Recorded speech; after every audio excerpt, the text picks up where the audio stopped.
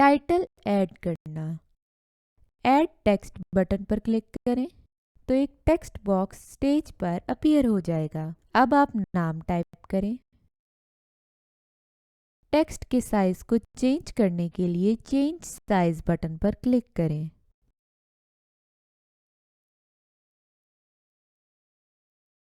Text size पर click करें तो टेक्स्ट का साइज चेंज हो जाएगा।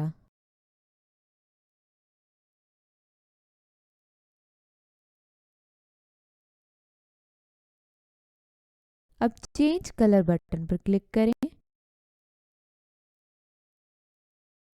अब आप कलर पर क्लिक करें।